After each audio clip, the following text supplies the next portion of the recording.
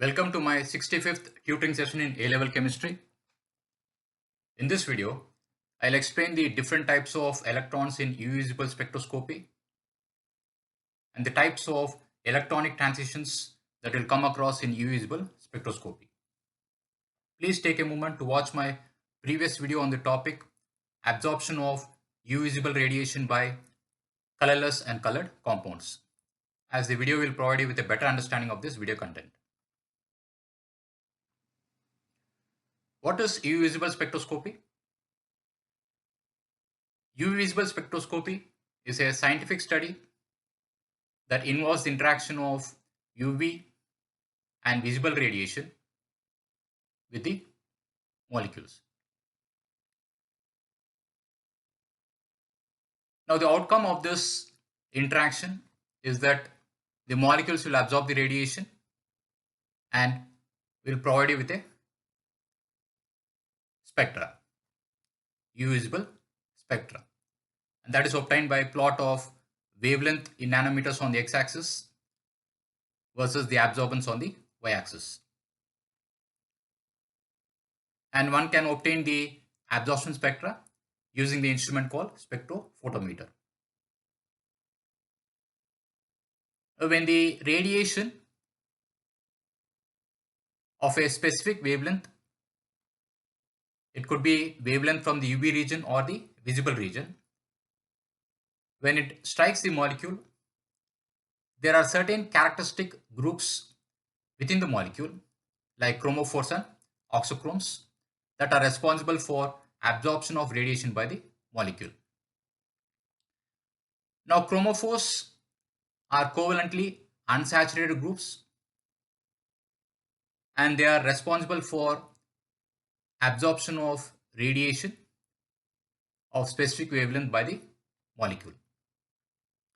And some of the important chromophoric groups are the carbon-carbon double bonds present as unsaturated centers in compounds like alkenes and conjugated dienes.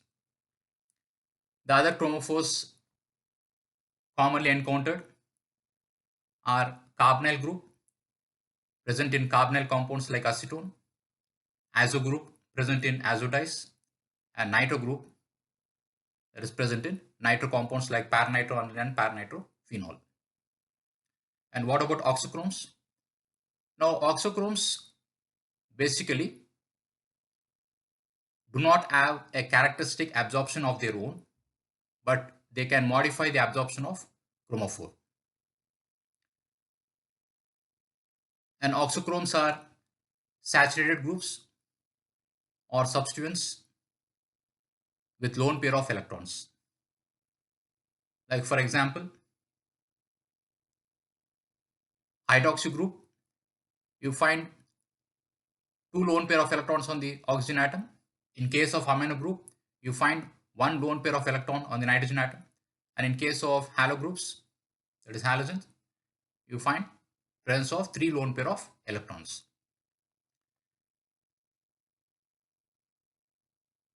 So you find non-bonded lone pair of electrons on the heteroatoms like oxygen, nitrogen, and halogen in case of oxochromes.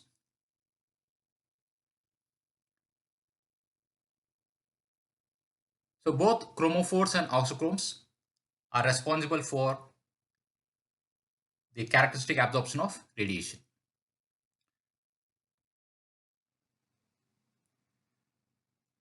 Now, there are two types of electrons: bonding electrons and non-bonding electrons. And bonding electrons are of three types: sigma electrons present in sigma bonds that are strongly held, pi electrons present in pi bonds that are loosely held, and delocalized pi electrons that are present in compounds with conjugated system, like in case of 1,3-beta diene. And what about non-bonding electrons? Now, non-bonding electrons are present as lone pair of electrons on heteroatoms like sulfur, oxygen, nitrogen, and halogens. Now in the heteroatoms, you will find presence of one or more lone pair of electrons. And these are called non-bonding electrons because they do not participate in any sort of bonding. That is to say, they are not engaged in any sort of bonding with other atoms. And they are freely available to absorb the incoming radiation and undergo excitation from the ground state to the excited state. Now in this video, the sigma bond and sigma electrons are highlighted in red color. Pi bond and pi electrons are highlighted in blue color, while the non-bonding electrons are highlighted in black color. So remember this color code.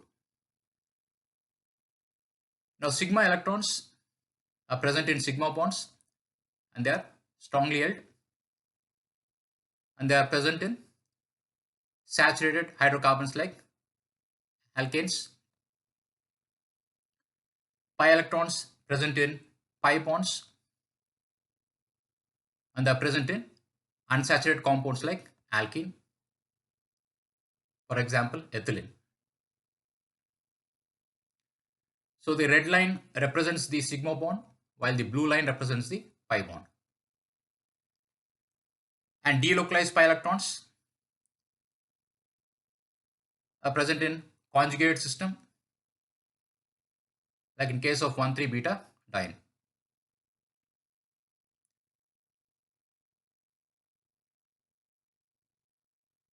The exact mechanism of delocalization of pi electrons will be explained later in the video.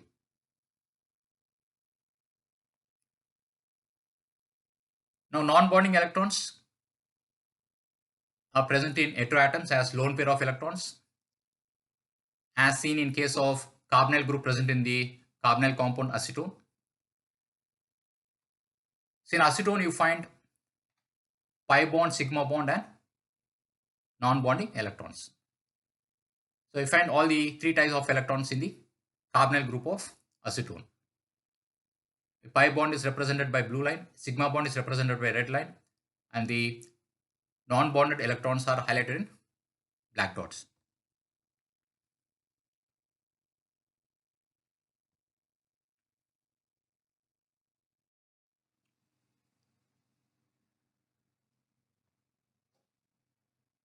Now a strong sigma bond is formed by linear or sidewise overlapping of the sp2 hybridized orbitals. That is by the overlapping of the px orbitals.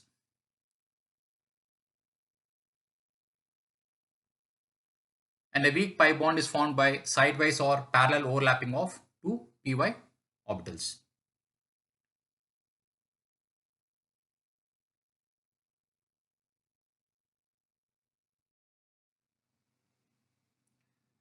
Now there are four types of electrons: sigma electrons, pi electrons, delocalized pi electrons and non-bonded electrons.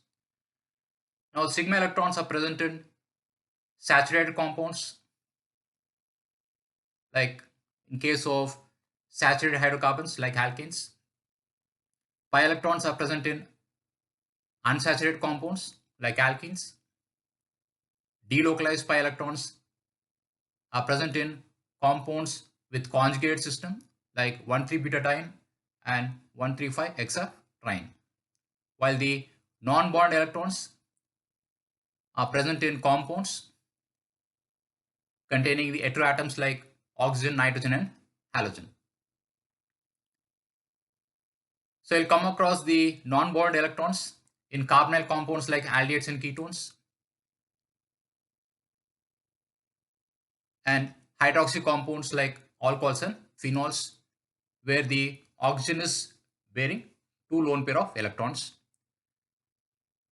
Non-bond electrons are also present in amino compounds like aliphatic and aromatic amines, where only one lone pair of electron is present on the nitrogen atom of the amino group. And in case of alkyl and aryl halides, you will find three lone pair of electrons present on the halogen atom. Now here's the order of energy required to excite the electrons from the molecular orbital in the ground state to the excited state. As you can see, more energy is required to excite the electrons from the ground state to the excited state, while very less energy is required to excite the non-bonded electrons from the ground state to the excited state. Why is that? Let's find out the answer.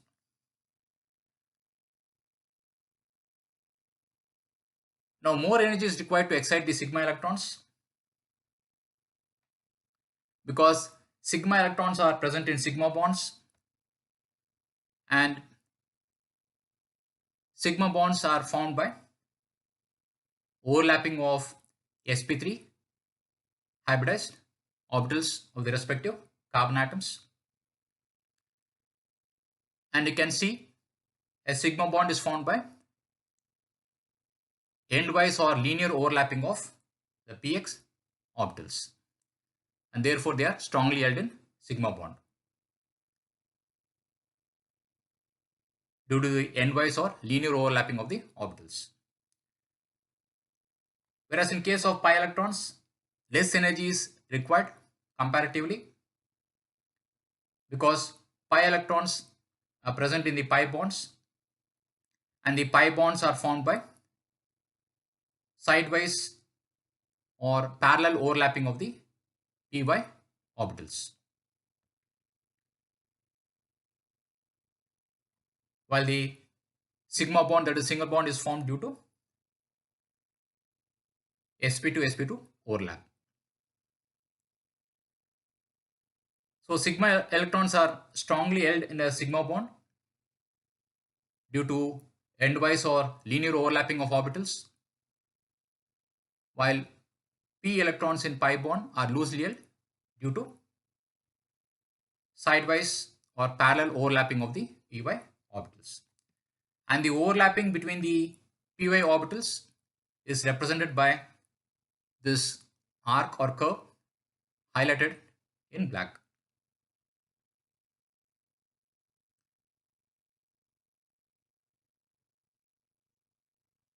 And very low energy is required in case of delocalized pi electrons.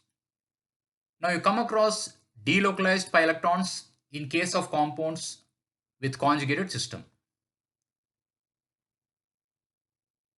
Now conjugate system is one where you find the alternative arrangement of single and double bond. Now, for example, you find conjugation in 1,3-butadiene, where you find alternative arrangement of single and double bond.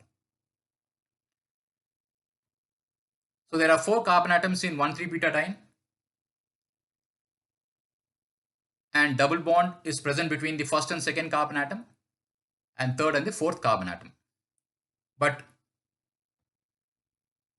due to the continuous overlapping of the p orbitals present on the adjacent carbon atoms, you find a partial double bond character that arises between the second and third carbon atom due to overlapping of adjacent carbon atoms with sp2 hybridization. So you come across partial double bond character between the second and third carbon atom due to sp2 overlap.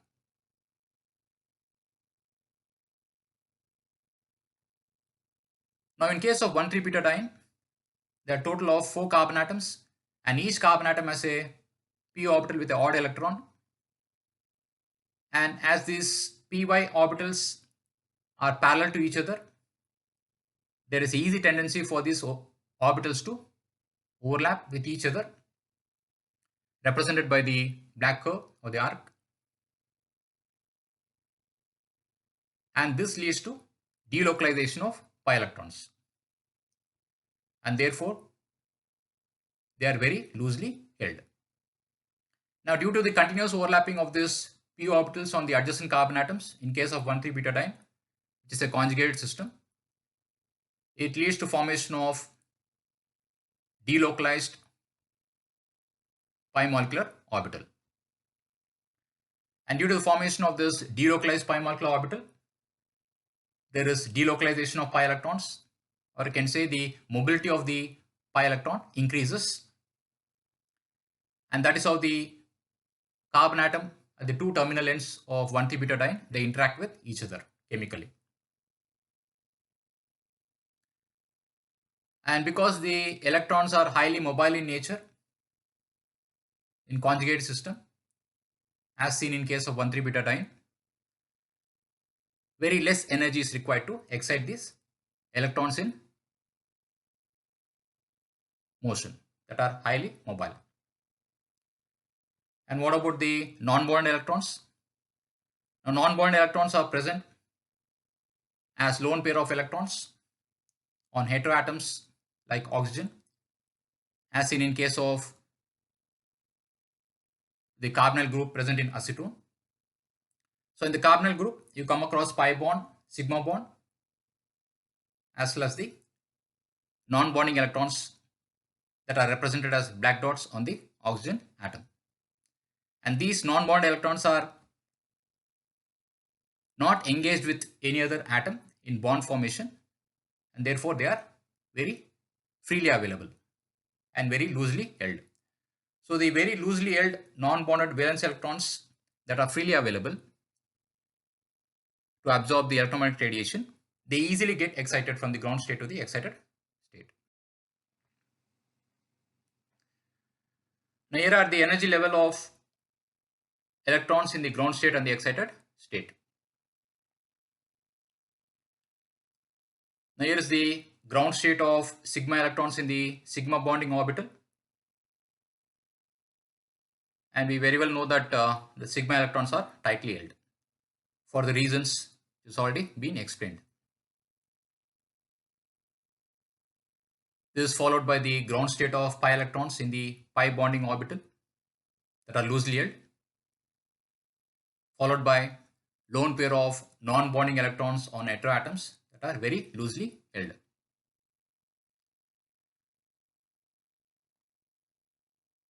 So the non-bonding electrons are high in energy as compared to the pi and the sigma electrons. So there are three important transitions that one can come across in organic molecules. They are sigma to sigma pi transition, pi to pi star transition, n to pi star transition. Now the excited state of electron is indicated by asterisk or star.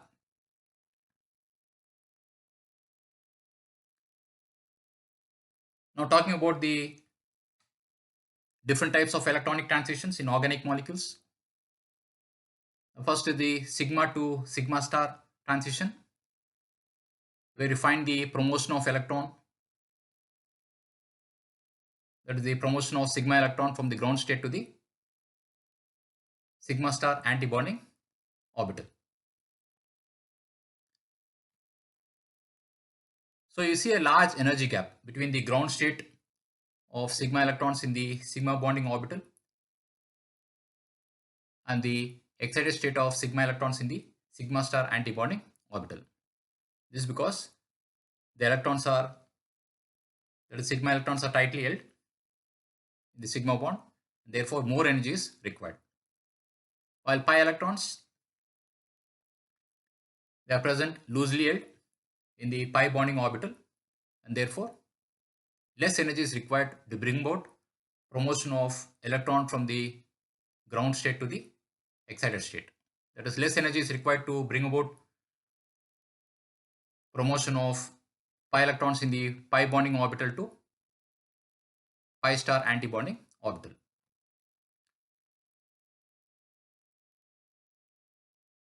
Now coming to the third transition, n to pi star transition. Now this requires very least energy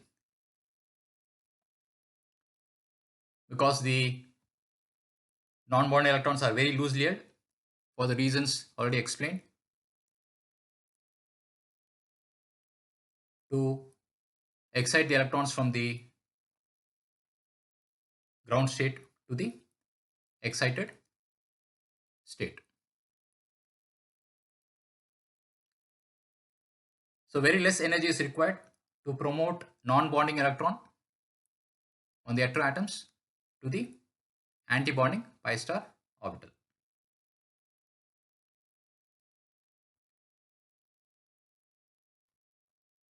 So you find a large gap, energy gap for the sigma to sigma star transition because the sigma electrons are strongly held in the sigma bond and less energy is required to bring about pi to pi star transition because the pi electrons are loosely held, while the energy gap is very small in case of n to pi star transition.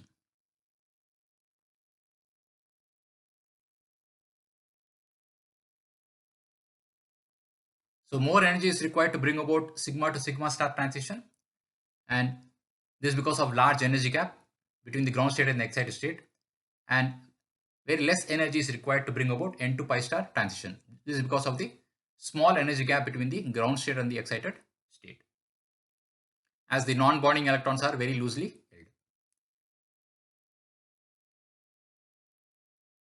So when the electrons are tightly held, more energy is required, and when the electrons are loosely held, very less energy is required to bring about the transition.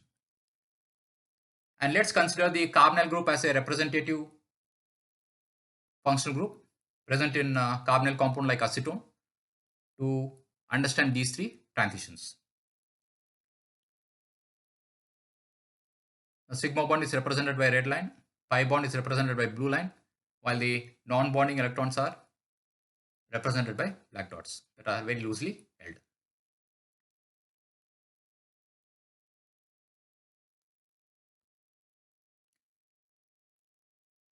So there are two major electronic transitions in the carbonyl group of acetone. One is the pi to pi star transition, where the ground state of pi electrons in the bonding orbital is promoted to the anti-bonding orbital.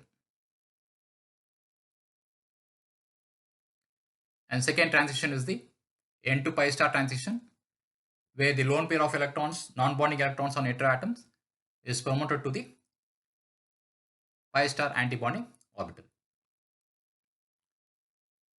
Now the sigma to sigma star transition requires high energy, and there is every possibility for the bond to break in the process, and therefore sigma to sigma star transition is of least interest in analysis.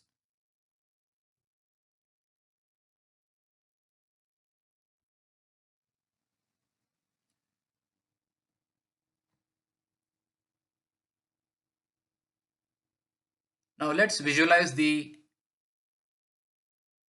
promotion of electrons in case of these three transitions, that is sigma to sigma star, pi to pi star, and n to pi star transitions, considering the carbonyl group present in acetone as a representative example.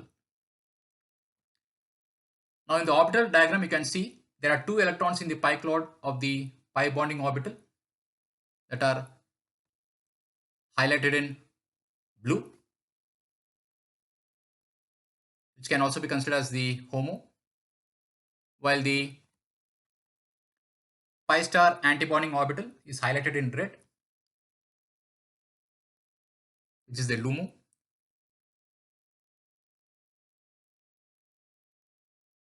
And the HOMO of the non-bonding electrons are highlighted in yellow.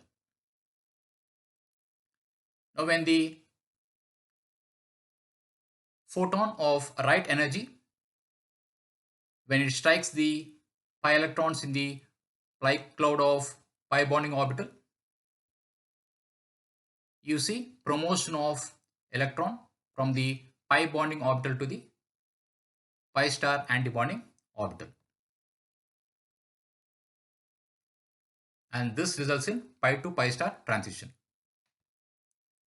And during pi to pi star transition, what do you find or what do you see? You see promotion of an electron from a pi bonding orbital to pi star antibonding orbital. And what about the n to pi star transition? Now the non-bonding valence electrons, they are present on oxygen atom, and they are very loosely held, and therefore they are freely available to absorb the incoming radiation. When the radiation of right energy strikes these non-bonding electrons present on the oxygen atom, they are promoted from the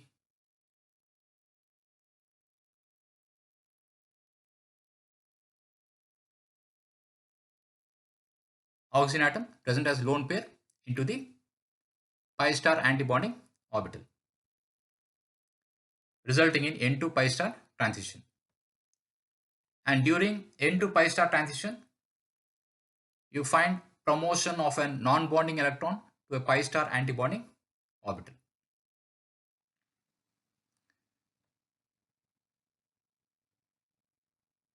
Now the third transition, that is sigma to sigma star transition, requires high energy.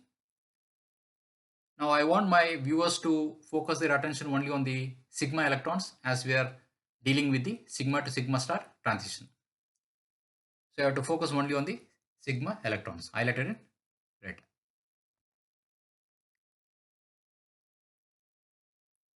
Now here's the bonding orbital of the sigma bond,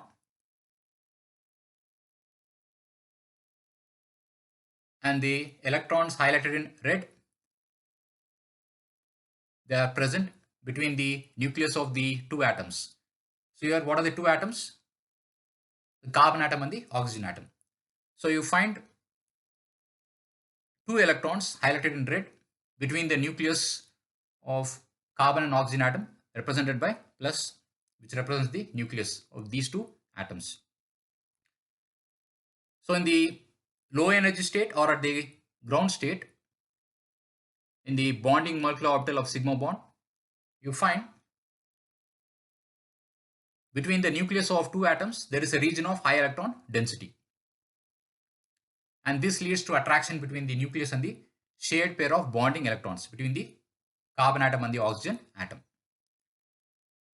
and this leads to a stable state. And stable state is always the ground state of the molecule. Now in case of antibonding molecular orbital of the sigma bond, represented by sigma star, this is also called as the LUMO, lowest unoccupied molecular orbital. So you find that electron density is very low, almost nil, between the two nucleus. So you find in case of antibonding molecular orbital of the sigma bond, you find region of zero electron density between the nucleus of two atoms. So between the carbon and the oxygen atom in the antibonding molecular orbital of the sigma bond, you find zero electron density between the nucleus of carbon and the oxygen atom. And therefore, the antibonding orbital is at a high energy state because there is repulsion between the nucleus of these two atoms.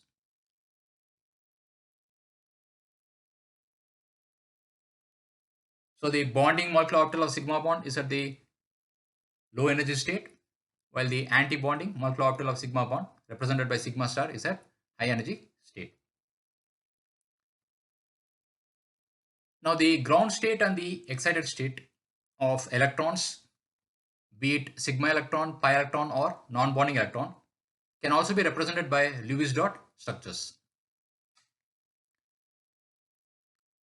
So here you find the Lewis dot structures of the carbonyl group at ground state.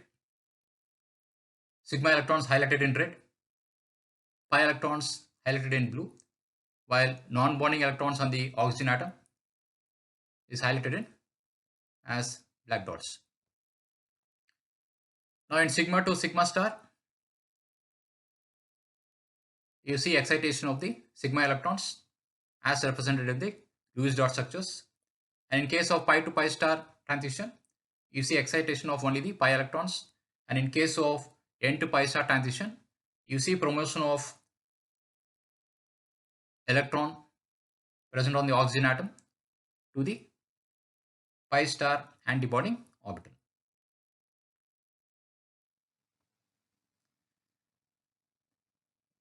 So that's about the electronic transitions commonly encountered.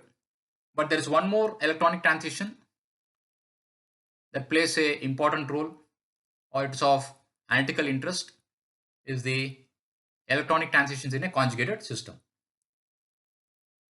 Now in case of ethylene, you come across pi electrons, and the major electronic transition that you come across in simplest alkene like ethylene is pi to pi star transition, where the electron in the bonding orbital, pi bonding orbital, is promoted to the pi star antibonding orbital. So this is only one probability that you can find. Whereas in case of conjugate system like 1,3-beta diene, you find two pi bonds. The first pi bond is present between the first and second carbon atom. Second pi bond is present between the third and the fourth carbon atom. So the first pi bond is mentioned as pi 1, and second pi bond is mentioned as pi 2. So here are the electronic transitions in the conjugate system of 1,3-beta diene.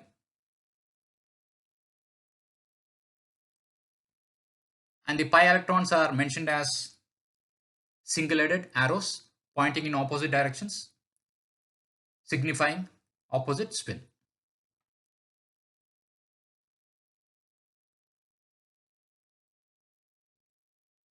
And when the energy of the radiation strikes the conjugate system, there is transition of pi electrons in the bonding orbitals pi 1 and pi 2.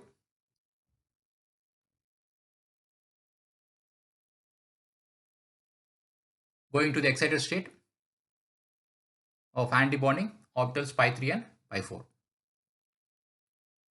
Now in the conjugate system of 1,3-beta diene, there are total 4 carbon atoms. Each carbon atom is having a p orbital with an odd electron. And these p orbitals that are adjacent to each other,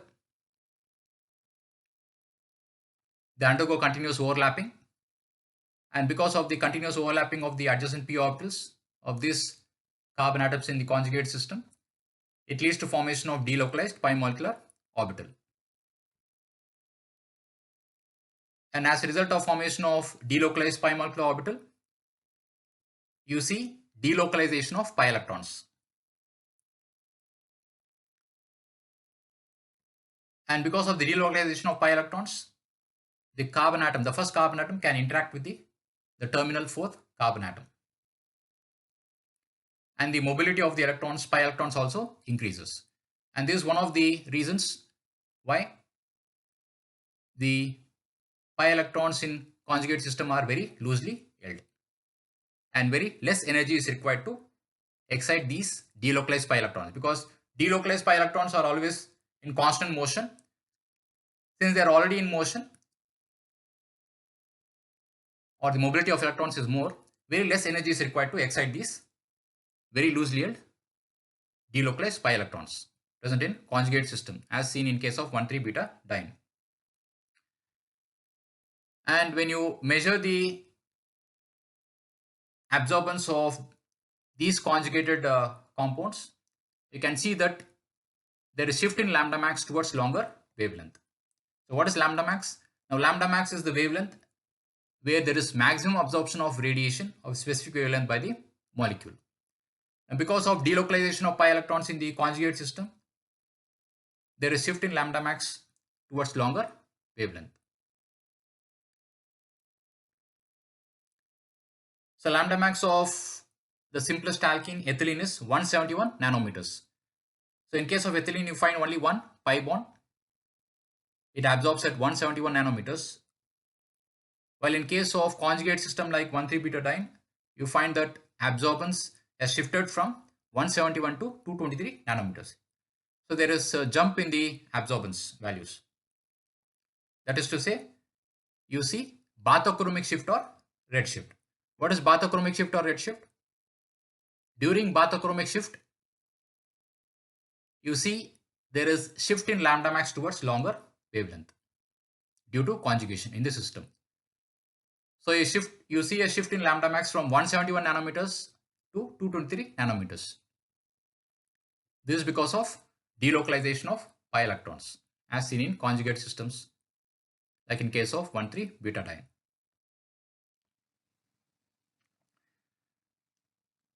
Now the visible region ranges from 380 to 800 nanometers and is of low energy region,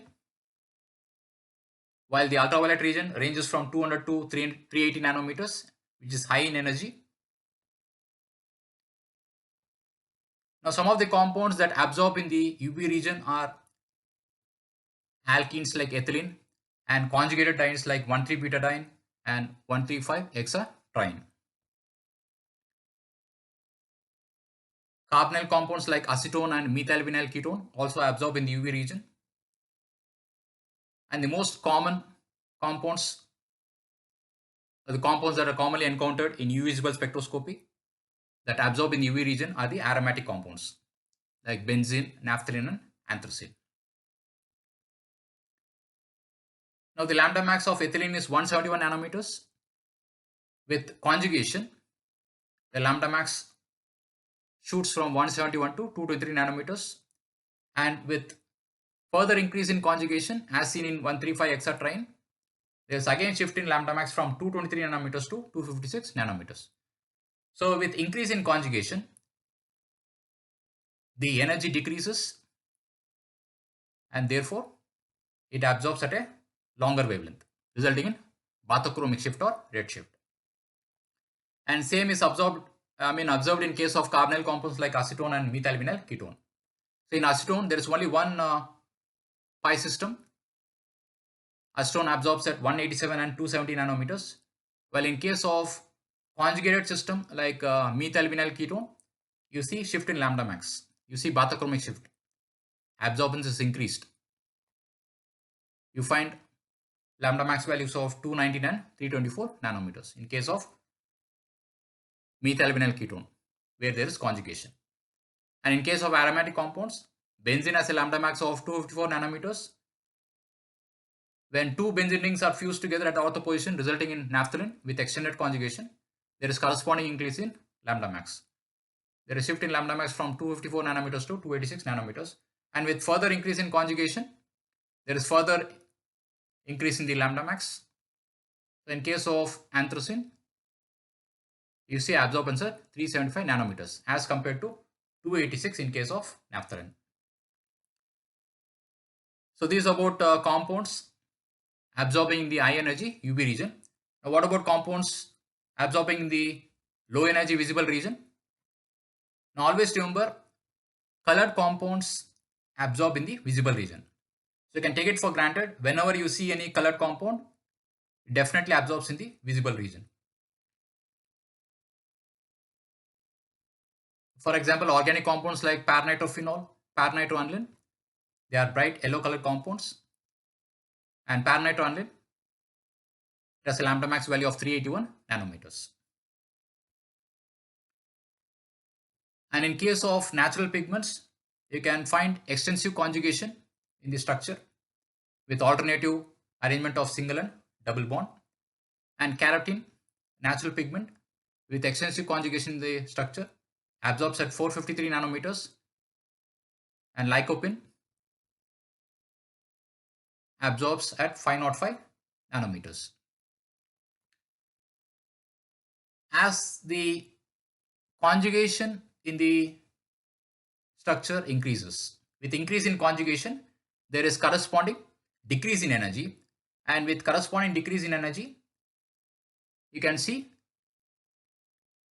their lambda max increases. So absorbance takes place in the visible region, that is low energy region. So, and synthetic dyes like azo dyes, again the lambda max increases, and the lambda max of azo dye, that is phenylazobutanol, is 480 nanometers. Now in case of azo dyes, though it is a small molecule, what makes the increase in lambda max is the presence of chromophore. Now in the azo dyes, it is the diazo group that acts as a chromophore, And diazo group, you find two nitrogen atoms covalently bonded by a double bond, with each nitrogen atom bearing a lone pair of electron. And these loosely held, that is very loosely held non-bonding electrons on nitrogen atom, they play a vital role in extending the conjugated system. And that is why, despite less conjugation as compared to natural pigments, they too show absorbance at a longer wavelength, because of the presence of heteroatoms with freely available non-bonding electrons. Now, generally, pi to pi star transitions are observed in compounds with unsaturated centers like alkenes, carbonyl compounds, and aromatics or benzenoid compounds. Now, compounds that absorb in the high energy region, you can see that there is a large energy gap between the ground state and the excited state. But with increase in conjugation, you can see the energy gap narrows down. There is a small energy gap. And what is the reason for this small energy gap? Is the conjugation. So as you move from left to the right side, you can see that there is extensive conjugation in the structures of the compounds. And with the increase in conjugation, there is delocalization of electrons. Electrons are loosely held, and thereby less energy is required to bring about the transition of these electrons from the ground state to the excited state.